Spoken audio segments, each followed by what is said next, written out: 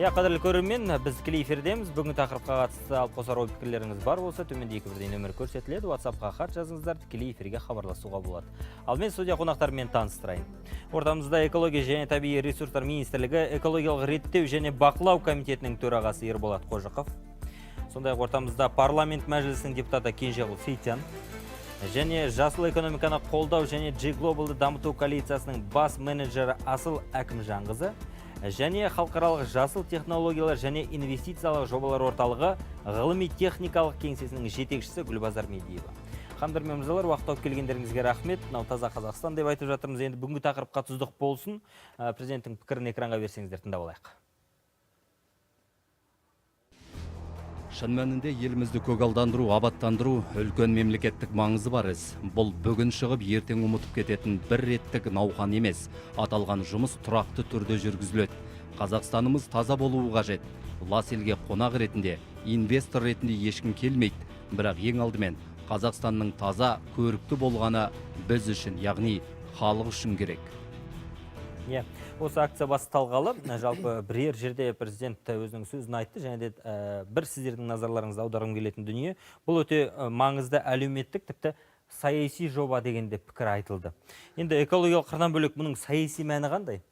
Осы ортақ сұрақ болсын, сіздерден сұрағымыз келеді. Саяси мәні енді өзім шамалы саясатқа қадам басқаннан кейін айтатын болсам, бұл енді мәдени жағынан жаңағы азаматтарды тәрбиелеу. Бұрын енді Совет үкіметінде де, одан кейін де біз 90-шы жылдары жақсына сенбіліктер болды. Соның аясында бұрын көп жылдар бері жасалмайтын, мен ойлаймын, осының бір көтеру ретінде деп. Себебі енді саяси дегенде біз мысалға менің әріптестерім, менің енді қолым тимейді, бірақ мен шығамын міндетті түрде, көзім көрсе де көрмесе де басқа да әріптестеріме де шығып жатыр. Сондықтан саяси деп айтқаны осы біздің парламенттің әріптестеріміз шыққандықтан сол саясиға жатқызған содан шығар деп ойлаймын, негізі өзім соны болып енді ортамызда енді мынау Кенжегүл ханым және де Асыл ханым сіздерді әңгімеге тартайықшы. Лас елге инвестор да келе қоймайды деген ой айтылып жатыр. Расымен де инвестиция құюдың бір талабы, бәлкім дамыған мемлекеттерде ол экологиялық тазалық, сол талаптың сақталуы ма? Сіздер енді экономика ғылымдарының докторсыздар, халықаралық деңгейдегі шаралардың басы-қасында жүрген азаматсыздар. Сөз сіздерде. Дұрыс айтасыз, жәнегі экологияның неге біздің президентіміз айтқандай, осы науқанның басталуы неге саяси деп есептелінеді деп сұрақ қойылды. Оған мен толығымен келісем, себебі экология деп оны жеке қарауға болмайды. Экологияның таза болуы, адамның әл-ауқатының жақсаруы, оның денсаулығының мықты болуы, оның еңбекке белсенділігінің арттыруы, осының барлығы өндірістің мысалы өзінің шығарындыларының көлемін көбейтеді, экономиканың әл-ауқаты жақсарады, халықтың әл-ауқаты жақсарады. Енді жәнегі мен өзім халықаралық жасыл технологиялар мен инвестициялық жобалар орталығынан келіп отырғаннан кейін, әрине бұл жерде инвесторлардың ең бірінші қоятын қазіргі талабының ең біріншісі нағыз таза экологиялық өнімді біздің еліміз соны өндіре алады ма? Ол негізгі енді бүкіл дүние жүзіндегі тұрған, күн тәртібіндегі тұрған негізгі мәселе болғандықтан, біз өзіміз жасыл технологиялар мен инвестициялық жобалар орталығы өзінің құрылған күнінен бастап, 6-шы жылға аяқ басып бара жатырмыз. Осы жаңа экологиялық кодекс қабылданғаннан бастап, бүкіл өндірісті таза экологиялық өндіріске айналдыру. Жақсы, ең мықты, ең үздік техника мен технологияларға көшіру, трансформациялау. Трансформация мәселесі. Трансформацияның мәселесі 25-ші жылдан басталады. Қазір дайындық жұмыстары 5 жылдың ішінде біз көптеген салааралық жәнегі анықтамалар мен нормативті құжаттарды жасап, оларды талдап, олардың кешендік комплекстік аудит жүргізіп, әрине бұны көтере беретін болсақ, экологияның мәселесі барлық жан-жақты қамтиды. Оның экономикасы, оның басқа да өзінің негізгі қорларының ескіріп кеткені, 60-70 жылдан бері жәнегі біздің зауыттардың да модернизацияға қазір қадалып тұрған мәселелері де тұр. Сондықтан инвесторлар ақша құятын кезде және біздің финанс қаржы институттарының өздері де жәнегі тек қана беретін, жобаға беретін қаржыларының өзін жәнегі экологиялық құрамына байланысты шешім қабылдайды. Сондықтан әрине экология мен экономиканы барлығы өте тығыз байланысты. Сондықтан енді ол біз тек қана мен кешірім сұраймын сөз білсем, тек қана экономика мен экологияға емес, ол жерге мәдениетте кіру керек. Себебі мысалға халықты тәрбиелейтін кім? Ол біздің былай айтқанда үкімет орындарының саясаты. Солардың дұрыс жүргізген саясаты, дұрыс жүргізген осы экологияға байланысты. Мен мысалы осы депутат болып сайланғаннан бері, халықтың таңдағаннан бері бір ғана сұрақ қойып жүрмін. Екі министрге де қойдым. Менің бір сұрағым қашан әдемі бір мектептен бастап, немесе балабақшадан бастап арнайы кез келген балаға, тек қана мүгедектігі бар немесе әлеуметтік осал топтарға ғана, жалпы біздің Қазақстанның азаматтарына, кішкентай бүлдіршіннен бастап үлкен азаматтарға қашан арнайы оқыту бағдарламалары үзбей. Қай министрлікке қойыңыз? Біреу оқу ағарту екенін сезіп, екіншісі біздің экология министрлігі, солар жауап береді ғой. Себебі мен айтқым, сіздерде байланыс бар ма? Оқу ағарту министрлігімен, ғылым және жоғары министрлігімен. Ерболат мырзадан сұрайық осы сұрақты. Ерболат мырза, бұл мәселе бойынша, саламатсыздар. Бұл мәселе бойынша қазіргі таңда жаңағы министрлікпен тиісті жұмыстар атқарылып отыр. Қазір мына президент әкімшілігімен жалпы тиісті ғана дейді. Қандай нақты айтыңызшы осы жерде? Кешенді концепция осы қазір мемлекеттік басшысы тапсырмасын орындау аясында кешенді концепция қазір ұйымдастырылып, сол әзірленіп жатыр. Жақын арада сол оған дейін бір нәрселер болды ма? бекітілу керек. Оған дейін енді білім жаңағы мектептен жоғары оқу орындарында ондай мектептерде бар, бар. Айта бер. Қосып кетсем өзім үкіметтік емес ұйымнан келіп отқаннан кейін бізде қоян қолтық жұмыс жасаймыз экология министрлігімен. Мен білем, егер қазір қателеспесем 2020 жылдан бастап жаңағы эко-волонтерлер болды ғой, эко-еріктілер, соның бірі менде болып табылам осы Астана қаласы бойынша. Мектепте деп айтып қалдыңыз, сонда бағдарламалар жазылған болатын екі министрлік бірігіп, онда білім және ғылым министрлігі бар ғой, және осы экология министрлігі бірігіп, қазіргі таңда мектепте балаларда ондай сабақтар өтеді. Және енді біз үкіметтік емес ұйым болғаннан кейін біз мектептермен де, жоғарғы оқу орындарымен де өте тығыз жұмыс жасап, олармен барып тұрамыз, өзіміздің көзімізбен де көреміз. Мысалы, осы Астана қаласындағы мен білетін мектептің бірі, ол 73-ші гимназия, мынау ұлттық музейдің артындағы мектеп. Оларда мысалы әрқашанда сондай сабақты өтіп отырады, жаңағында экологияға байланысты, табиғатты қорғауға байланысты. Бізде мысалы бұрындар біздің кезімізде мектеп табиғаттану деген пән болды ғой. Енді қазір ол табиғаттану болмаса да, бірақ арнайы бір сондай оларға арналған қосымша сабақ форматындағы дүние шығар. Тренингтер өткізіліп тұрады, тренингтер көрдіңіз бе? Ол арнайы мысалға нақты бағдарламаны жүйелі түрде болу керек дейсіз бе? Жүйелі түрде болу, балабақшадан бастап бұрын болған. Менің ойымша экологиялық сана сезімді қалыптастыру керек. Президентіміздің енді таза Қазақстан деген науқаны, ол таза Қазақстан бола қоймайды, таза болғандықтан. Ол жерді таза ұстай білуден, оны мәдениетті көтеру керек. Сондықтан біздің халықаралық жасыл технологиялар орталығы 2 жылдан астам үлкен байқау конкурстарын жүргізіп жатыр. 7 жастан 17 жасқа дейінгі балалардың арасында олардың мысалы табиғатты қалай қорғаймыз. Яғни оқыту форматы ғана емес, жарыс форматында, ойын форматында, номинация, олардың ой пікірін, олардың сана сезімдерін, табиғатты қалай аялау керек деген біз үлкен конкурстарды 2 жылдан бері өткізіп, биылда соны жалғастырып жатырмыз. Одан басқа да әрине біздің орталық тек қана ол жас балаларды, өспірімдерді ғана дайындап қана қоймай, бізге көптеген сауалдамаларда түсіп жатады, күнделікті. Сондықтан біз жәнегі дайындап жатқан кадрлар жоғарғы оқу орындарымен де тығыз жұмыс істеп жатырмыз. Оларға да осы сұрақты қоя отырып, олардың жоғарғы оқу орындарының ішінде де жәнегі тұрақты даму деген орталықтар ашылып, адамның экологиялық сана сезімін қалыптастырып, табиғатты аялай білу керек деген мәдениетті көтеру керек деп ойлаймын. Сол кезде ғана біз таза Қазақстан өзіміздің амалдарымызды жүргізіп қана қоймай, оларды сол кезде ғана біз сол жерді таза ұстай аламыз деген. Акция аясында. Ойымша, қазір біздің менің әріптестерім бәрі айтып жатыр, осы жердегі жаңағы спикерлер, көтеру керек деп. Бізде бұрын болған, оны жаңарту керек. Себебі қазір біз егер де көтеру керек деп айтатын болса, басқа біреулер жаңағы тыңдап алса, немесе ағылшын тілінде басқа ойып, Қазақстан енді ғана мәдениет кіріп жатыр ма деп. Бізде болған оның барлығы. Біз нөлден бастап жатқан жоқпыз дейсіз? Біз оны жоғалтқан нәрсемізді қайтадан жаңартуымыз керек. Мысалы бір орыстың әдемі сөзі бар, таза жаңағы бүлдірген жеріміз, тазалаған жеріміз, бүлдірмеген жер таза. Енді мынау таза Қазақстан аясында көгалдандыру жоспары бар екен. Қателеспесем, мемлекет басшысы 20-шы жылы өзінің жолдауында айтқан болатын. Директ экранға беріңіздерші. Қандай жоспар бар? Жалпы енді 2 миллиард түп ағаш егу жоспарда бар екен. Оның ішінде дейді, бірде 6 миллиардын облыс әкімдіктері, соның ішінде министрлік қарамағындағы ұйымдар 432 миллион, табиғат жанашырлары 201 миллион жалпы түп ағаш егеді деген жоспар бар. Алдағы 5 жыл дейміз, 5 жылдың енді 4 жылы өтті. Ерболат мырза, қазіргі нәтижелер қалай болып жатыр жалпы? Жоқ, жаңа басталып отқан бұл жоспар. Негізі қазір осы мәселе бойынша жақын арада біз жоспарлап отырып, үкіметте бір отырысында осын қарап, жалпы жергілікті атқарушы органдар бар, барына тиісті тапсырма беру. Бұл ақпаратты біз сіздердің ведомстволарыңыздың өкілі хабарлаған болатын. Мемлекет басшысы 2020 жылы өзінің жолдауында алдағы 5 жылдың ішінде 2 миллиард түп ағаш егуіміз керек. Менің әріптесім көтерген осы мәселені. Қашан егіледі деп.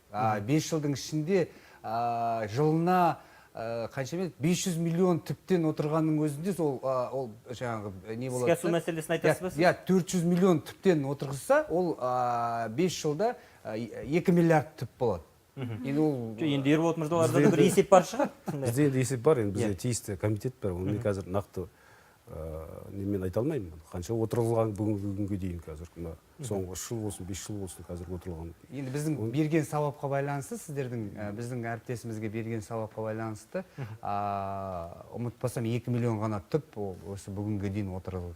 Сіз бұл басқа комитет болғаннан жауап бере алмайсыз ба? Әлде жалпы есеп жүргізіп басқа комитет болғасын мен қазір саңдарын қанша отырғызылып, қанша не болған. Жақсы, онда мен мынау жалпы ағаш егеміз көгалдандырамыз деп отырмыз ғой. Енді әріптестер сіздерді әңгімеге тартайын. Ағаш егу қандай белгілі бір науқан кезінде іске асар. Қазір де мысалы бұл жұмыстар қарқынды жүріп жатыр. Енді мынау акция аясында ол ағаштар қалып кетпеу керек шығар дегенде бүгін әлеуметтік желіде оқыдым. Бүгін келдік, әдемі суретке түстік, ағашты отырғыздық, бәріміз тарадық, кеттік, ағаш қалды. Кейін қурап қалса, оған бөлінген ақша бар, басқа бар, бір жағынан обал бар деген сияқты. Ол әрі қарай қалай іске асу керек? Ол біреудің балансын өтіп, біреу күтіп баптау керек па ол ағаштарды? Әлде бұл механизм қалай іске асу керек? Мен білуімше, мына тиісті құқықтық актілері бар.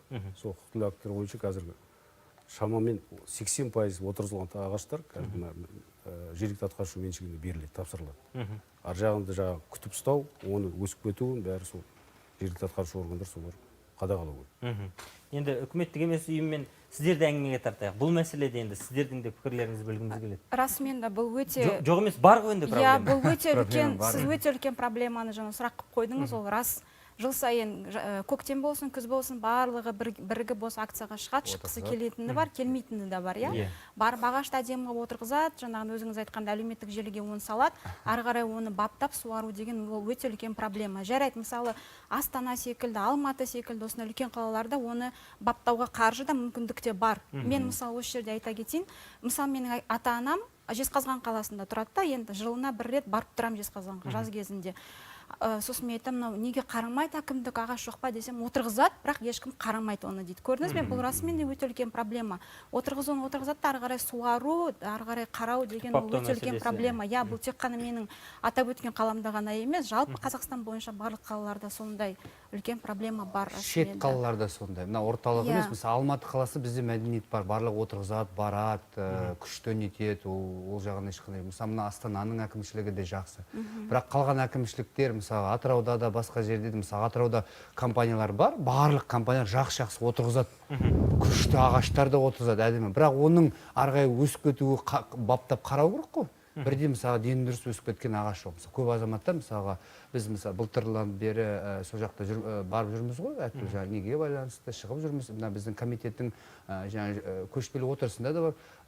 Ол проблема көтеріледі, бірақ ешқандай жаңағы жауап жоқ. Жауап қайда десеңіз, ой, ақша дұрыс бөлінбейді, әкімшілікте ондай ресурстар жоқ, тағысын тағы айтатын шеті сондай. Біз жасаймыз, қарастырылып жатырмыз. Менің бір осы соңғы 1,5 жылда түйіндеген бір түйінім осы мына орындаушыларға, үкімет орындаушыларға, үкімет өкілдеріне қашан қояды екен, біз қарастырып жатырмыз, мүмкіндік болса, егерде деген сондай жаңағы тип қашып жауаптар болады ғой. Менің жақсы әріптесіміз Еділ Керікбайұлы, тұшымды дендір жауап жоқ та осыған байланысты. Енді жаңа Ерболат мырзаның бір сөзінде жаңа ұзақ мерзімді жоспарлар әзірленіп жатыр дейсіз. Бәлкім сіз депутат мырзаға жауап беретін шығарсыз. Ол жоспар қазіргі таңда бүгін айттық, ертең орындалып әзірленіп жатыр, көрдіңіз ба? баршамызға мәлім. 2021 жылы жаңа экология кодексі күшіне енді, сол экология кодексінің бір нормасы бұл деген жаңағы жергілікті атқарушы орган 3 жылдық мерзімге табиғат қорғау жоспарын құрып бекіту керек. Қазіргі таңда көптеген жергілікті атқарушы орган соны бекітті.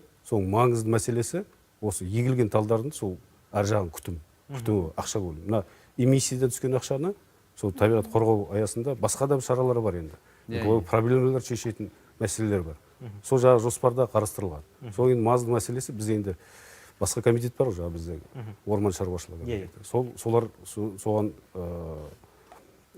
көңіл бөледі. Солардың назарында болады. Именно жағын күтіп, ол өсіп кеткенше сол 2-3 жылдық өздерін жаңағы суару мәселесі бар, соған қаражат бөлу мәселелері, соның бәрі қарастырылады. Енді мынау таза Қазақстан деп жатырмыз ғой.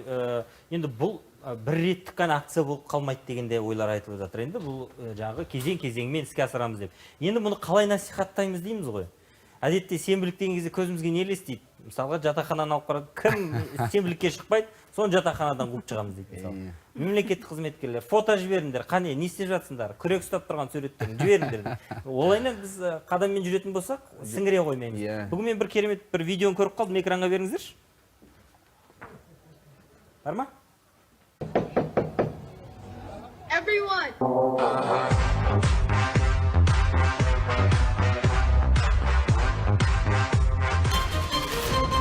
Бұл кісі ерекше жан, өзі кәсіби спортпен жүгіріп айналысып жүрген, және де осындай бір қысқа, былай қарасаңыз қысқа ғана видео, бірақ жаңағы креативті бір не көрсетіледі?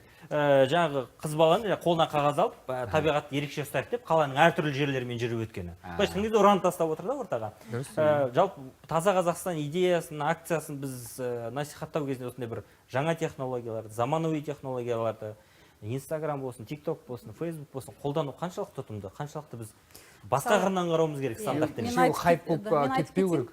Хайп емес, ол жаңа азаматтарға жеткізу, азаматтарға түсіндіру ретінде, ол дұрыс, ол өте жақсы технология. Кейбірлері оны андай жай бір өзін бір көтеру үшін, бір хайп ұстау үшін, хайп дегеніңіз жаңа өзіне бір не ұстау үшін ғана пайдаланады да, мен сондайды өте сақ болғанымды қалаймын. Ал насихаттауға келген кезде Гүлбазар ханым? Мысалы, насихаттау кезінде енді біз халықаралық жасыл технологиялар болғаннан кейін біз енді осы экология саласында 40-тан астам шет ел мемлекеттерінің осындай ұйымдарымен тығыз байланыстамыз. Енді соның бір-екі мысалын айтып кетейін. Мысалы, Финляндияда кішкентай кезінен бастап жәнегі жасыл мектеп деген арнайы бағдарламалармен балаларды табиғатқа шығарған кезде жәнегі сіз айтқандай ақпараттық бағдарламалардың барлығы көзге көрініп, жүрекке әсер ететіндей бір жақсы сөздермен жазылған. Ол сөзді оқыған адамның өзі көп ойланып отырып, кіші баладан бастап, ересек адамға дейін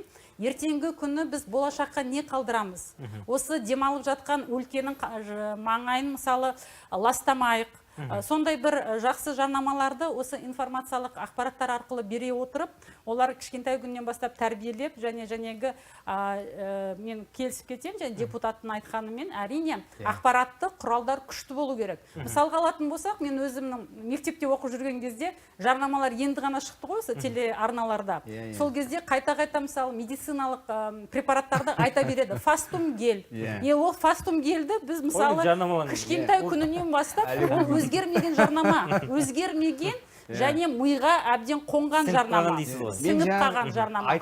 Ал енді жәнегі экология жөнінде де сондай бір жақсы жүрекке тиетін, әрбір адамның сана сезіміне ұялататын, табиғатты қорғайтын, ертең осы біздің болашақтарымыз жақсы денсаулығы мықты болып өсіп, әл-ауқаты жақсы болатындай бір жақсы демалып жатқан жерде бір жақсы бір жарнама ілініп тұрса, содан кейін мен ойлаймын, жәнегі сіз айтып кетті ғой, өзіміздің әріптесімізді қолдағым келеді, енді министрлік болғаннан кейін әрине депутаттың сұрағы көп болады министрлікке. Менің айтайын дегенім, әрине бұл жергілікті атқару комитеттерінің негізгі бақылау шаралары күшейтілу керек деп ойлаймын. Жәнегі тал орнатылды ма, тал егілді ме, оны ары қарай өсу, өну, оны жергілікті атқару комитеттері жәнегі экологиялық кодекстің жаңадан қабылданғаннан кейін заң жәнегі табиғатты қорғауға арналған қаражаттардың барлығы өзінің мақсатына қолданатын болса, әрине жүйелі түрде бәрі бұрыннан айтатын, мен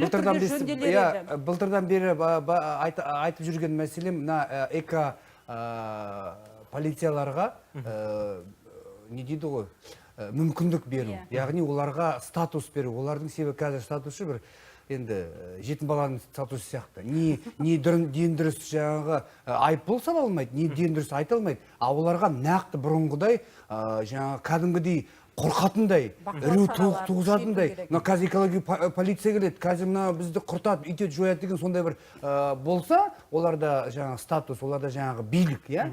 Азаматтар кішкене қорқа бастайды, табиғатқа осындай да болу керек. Я мен түсінемін, жаңағы қорқытумен ол кішкене мүмкіндік болмайды шығар, жаңа штрафтармен. Жоқ, адамға кішкене үрей туғызғанда бір жағынан, екінші жағынан сондай бір айтады ғой, тәтті мен ащыны бірге ұстау керек. Сол сияқты ол бірге болу керек ол да. Немесе жаңашылдық, жаңа сіз айттыңыз ғой, бір инновация жаңашылдық ретінде. Мен ойымша енді көбіне бұндай акцияларға, сенбіліктерге жастарды көп шығады. Я студенттер, мысалы, біз өзімізді жастармен көп жұмыс істейміз. Былтырдан бастап бізде бір жыл бойы үлкен жоба болды, 3-2-1 старт деген. Қазақстандағы 10 жоғарғы оқу орны бір-бірімен пластик жинау бойынша жарысты. Ондағы біздің негізгі мақсат осы тұрақты даму мақсаттарына қол жеткізу, және 10 университет жарысып, ол жердегі негізгі мақсат пластиктен мысалы мүлдем бас тарту емес, оны да айтамыз ғой, бірақ сол пластикті қайта өңдеуге жіберіп, оған екінші өмір сыйлау. Сол алдыңғы аптада бізде осы Астана қаласында үлкен форум болып, сол жерде жеңімпаз болды. Сонда бір нені айтып кетейінші, есіме түсіп отыр да қазір. Қай жоғарғы оқу орны екені есімде жоқ, бірақ бір жоғарғы оқу орнының студенті айтады. Мысалы бізде дейді, егер де сен ерікті болсаң, сен білікті осылай өткізбей қатысатын болсаң, ғылыми жоба жазсаң, осындай телеарналарға бар қатыссаң, жалпы осы экологиялық мәдениетті көтеруге өзінің бір үлесіңді қоссаң, тек қана экология емес, тағы да басқа. Ол университет ақылы түрде оқып жүрген студентке арнайы бір скидка жасайды екен. Бұл да мысалы менің ойымша үлкен мотивация болатын еді. Біз білеміз ғой, дамыған мемлекеттерде бір жоғары оқуға түсердің алдында арнайы жаңағы мотивациялық хат жазасыз, өзіңіздің резюмеңізді бересіз, одан кейін барлық жаңағы сертификаттарын жинайсың да, оған қарап арнайы балл береді. Бізде де мысалы сөйтіп қарастырса, егер де ақылы түрдегі студентке мүмкін бір 10% скидка болғанның өзінде, ол сол отбасыға үлкен бір көмек болатын еді деп ойлаймын. Енді Ерболат мырза, жаңа Гүлбазар ханым жақсы бір идеяны шетін шығарып қалды. Үлкен бізге бір ақпараттық компания керек сияқты дейді. Жаңағыдай көпшіліктің көзіне үнемі түсетіндей, оның бір мәні, мағынасы бір тереңдеу болатын болса деген сияқты. Осыны жалпы мәдениет ақпарат министрлігімен, я болмаса өздеріңізде бір бастамалар да бар шығар бәлкім. Толықтай келсем, қазіргі айтып тұрмын ғой, жаңағы мына бастамасында айтып кеткендей, қазіргі президент әкімшілігінің концепция ұйымдастырылып жатыр, қазір әзірленіп жатыр. Сол концепцияның шеңберінде мәдениет министрлігінің қазір тиісті жұмыс жасалып, жаңағы баннерлері бар, видео жарнамалар бар, басқалар бар. Соның бәрі қазір концепцияның ішінде болады. Онға дейін де қазір бірдеңе істеліп жатыр. Бүгінгі күнге дейін жалпы министрлік бүгінгі күнге дейін таза Қазақстан бойынша неше түрлі көптеген бір акциялар өткіземіз. Соны айтсаңыз енді. Нелер бар, балалар үйімен, мектептермен жаңағы шығарма конкурстар өткіземіз. Сосын сурет салу, экология мәселе бойынша сурет салу мәселе жылда өткізіп жатқан біз акциямыз. Бірақ енді әрине біздің министрлікпен өткізілген жаңағы шаралардың бәрі ол енді жеткіліксіз ғой. Қазір халыққа жеткізу бойынша неше түрлі жаңағы желілерде жария өткенмен оның бәрін көре болмайды. Сосын қазір түпкілікте жалпы кешенді барлық мемлекеттік органдар, оның ішінде депутаттық корпусы бар, барлығы осы ойлаймын сол. Соған атсалысу керек. Жақсы, енді мына таза Қазақстан деген кезде, бәрібір айналып келген кезде біз қоқыс және де қоқыс полигондарынан айналып өте алмаймыз. Бұл да өзекті проблема. Ең үлкен проблемалардың бірі. Енді экономикалық зерттеу ұйымының сарапшылары дейді, еліміздегі полигондардың 80% санитарлық талапқа сай емес депті. Онымен сонда қорытынды шығарып отыр. Неге олай болып тұрмыз? Қалай ойлайсыздар?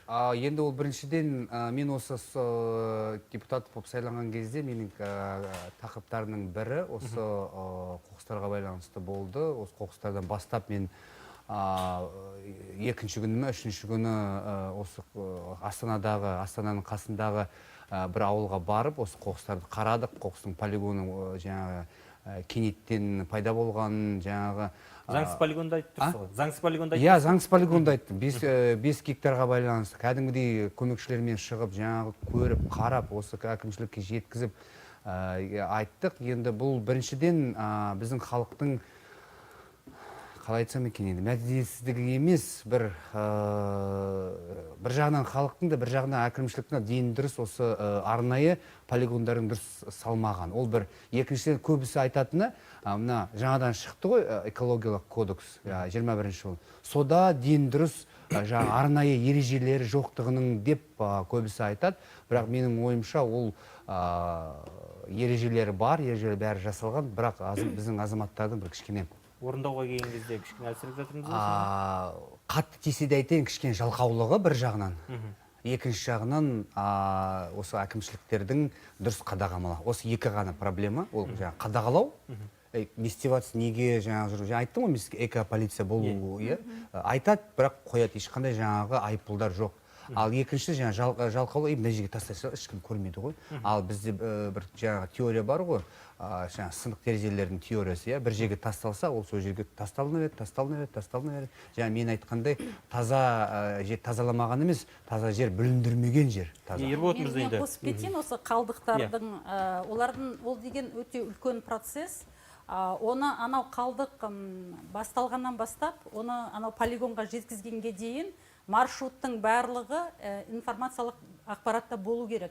Оның жүрген қозғалған жүрісі, жәнегі негіз келген техника, оны тиегені, ол келесі зонадан келесі пунктке өткенің барлығын бақылап отыратын, жәнегі кейбір жерлерде информациялық ақпараттың, болмаса информациялық бағдарламаның әлі күші жетіңкіремейді. Себебі мен өзіміз, халықаралық жасыл технологиялар орталығы, біз жоғарғы оқу орындарымен тығыз жұмыста болғаннан кейін, жәнегі жоғарғы Абай атындағы университеті өздерінің тарапынан, өздерінің күштерімен жәнегі қалдықтарды жинап, оны бөлек-бөлек қойып, енді өткізейін деген кезде барлық мәселе осы жерде туды. Себебі ол сұрыптап көрген ғой сонда, иә? Сұрыптап. Енді мәселе неде болды? Мәселе оны алып кететін техника, оны жәнегі ол қалдық келген кездегі жәнегі орын әлі регистрациядан өтпеген, тағы да басқа әкімшілік жәнегі басқару жүйелері әлі бір қалыпқа келе қоймаған. Сондықтан, мысалы, Ұлыбританияда жәнегі енді әрине ақпараттар көп көмектеседі ғой. Сондықтан Ұлыбританияда мынандай бағдарламалар жүреді. Мен тамақты жақсы көремін, қалдықты өте жек көремін. Осы сөздің өзінде адамның миына қонатын қалдықсыз тамақтану, болмаса қалдықты азайту, ысырап жасамау деген адамның тағы да сана сезіміне ойлар. Гүлбазар ханым, сіз тыңдап отырған көрермен ойлап отыр қазір мысалға. Я сұрыптап көріпті дейді. Сіз жаңа Гүлбазар ханым теледидардан айтты, сұрыптап көріпті. Оны одан кейін дұрыстап бөліп әкетпейтін болса, ол сұрыптап үйренгеннің мәдениеті қайда қалады деп ойлау мүмкін ғой? Мен де үйде мысалы сұрыптаймын, бірақ бізде мен бір-екі рет менің көмекшілерім көрді. Сіз неге сұрыпталасыз? Неге? Ол бәрі сіз сұрыптағаныңызды алады да, ана машина бүйтіп бірге қосады да, сосын апарып тастайды. Қалай? Енді міне министрлік өкілінен сұрайықшы, жалпы осы қоқыс полигондары, оның проблемасы, сұрыптау, оны бір әкету, бұл расымен де мәселе бар екенін көріп отырмыз. Мен тағы бір нәрсе айтып кетейінші, осы сөзім бөлгеннен кешірім сұраймын. Бізде дейін дұрыс, біз осы мәселені комитет болып көтеріп жатырмыз. Біз мына депутаттың бізде комитет бар ғой, экология және табиғат комитеті. Қандай мәселе? Мәселе ол мына заводтардың салыну. Бізде қаланың ортасында далаға шығаратын емес, қаланың ортасында иісі жоқ, дейін дұрыс заводтар жоқ. Біз білеміз, мен бір-екі мәселелерді көтерген, бір-екі компаниялар да келген, біздер көмектесейік, нетейік деп. Бірақ біздің кешіріңіздер, мысалы үкімет мүшелеріне, кейбір жаңағы мүмкін азаматтарына чиновниктар мүмкін мені бір жынды деп ойлайтын шығар, бірақ айтатыным ақша алғысы келеді. Олар айтады, мысалы, шетелдің азаматтары айтады. Біз сіздерге жасап бергіміз келеді, неге сіз одан ақша сұрайсыздар? 90 жылдары, 2000 жылдары менің мысалы әріптестерім бар, жасыл экономикаға байланысты, олар айтады, міне біз 1-2 азаматтарды шақырдық, енді олар кетейін деп, неге кетейін деп жатыр? Себебі бізден ақша сұрайды. Жаңағы жасайтын технологиядан 30%, кейбіреулері 20%. Яғни завод салғысы келетін азаматтардың өзінен пара алады деген нәрсені бар, иә, пара алады. Алғысы келеді. Нағыз пара алады, алғысы келеді. Сондықтан бізде осы дамымай жатқан, осы біз бұл мәселені көтеріп жатырмыз. Мысалы, барлық шетел мемлекеттерде біз сияқты полигон салып жатқан жоқ. Олар үйдің астында, жаңағы үлкен ғимараттардың астында салынады, ешқандай иісі де жоқ, ештеңесі де жоқ. Енді Кенжебол ханым, біз мырза, кешірім сұраймын. Кенжебол мырза, енді біз Ерболат мырзаны тыңдайық енді. Иә, сіздің мынау қоқыс полигондарына қатысты. Ал сіздер сауалнаманы экранға беріп қойсаңыздар. Негізі мына стихиялық қоқыстар үйінділері қазір өте күрделі мәселе болып тұр. 2018 жылы Қазақстан ғарыш сапары акционерлік қоғамымен біз бірлесіп меморандум отырғызғанбыз. Қазір 2018-ден бастап ғарыштық мониторинг директор біз алып отырамыз жылда космомониторинг. Жоқ, аламыз, оны зерттейміз, міне 5534 рұқсат етілмеген полигонды анықтапсыздар, 86%. Енді ол жылдан жылға. Бірақ сонда да тоқтамай жатыр ғой. Мәселе неде болып тұр? Мәселе енді сол тәрбиеде, халықтың тәрбиесінде. Негізі қазіргі көптеген рейдтік жұмыстар жүргіземіз, жаз бойы. Рейдтік жұмыстар жүргіземіз. Оның ішінде жаңағы жергілікті атқарушы органдар тиісті бізде 365-ші баптың экология кодекстің сол міндетті жергілікті атқарушы органдар соны қадағалауға, сол стихиялық қоқыстар болдырмау мәселесі бойынша мысалы атқарушы органдар соны мәселені қадағалау керек. Кешіріңіз, Ерболат мырза, сіз халыққа топырақ шашпаңыз, халықтың жаңағы мәдениетсіздігі, халықта мәдениет жоғары. Сіз мына жаңа сұраққа жауап берсеңізші. Заводтар қашан салынады, олар бар ма, неге салынбайды? Осы екі сұраққа жауап беріңізші. Негізі сұрыптаумен мини заводтар қазіргі таңда бар. Көп жерде мысалы Маңғыстау облысында бар, басқа өңірлерде де бар. Бірақ енді ол енді әрине жеткізілсіз, үлкен заводтар салу қазір мәселесі министрліктің мына біз жасыл даму бар ғой. Жасыл дамуын қазір эко-қолдау дейтін программа соған қазір іске асырып жатыр. 200-ден астам миллиард соған ақша жұмсалып жатыр. 94 жоба қазіргі таңда қаралып жатыр. Оның ішінде оның жартысынан көбі уже қаралып мақұлданды. Қазір сол мәселе эко-қолдау мәселесі бойынша жаңағы жасыл дамуының қаражаты есебінен жаңағы субсидирование басқасы бар. Сол бойынша қазір үлкен бір жобалар бар. Енді полигондарға келген кезде, айналып келгенде жергілікті атқарушы органдардың жауапкершілігі де бұл жерде орасан.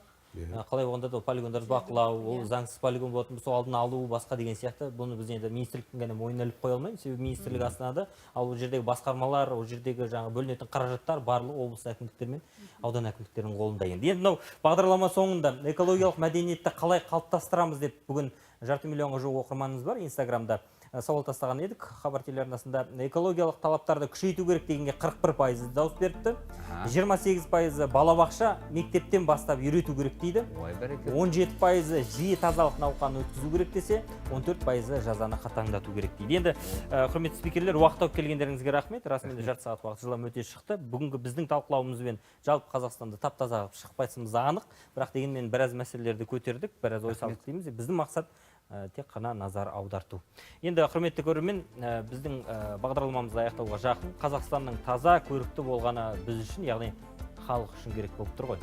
Сондықтан акция аясында ғана емес, күнделікті тазалық сақтау әдетке айналса жарасады. Бүгінге осы, аман болыңыздар.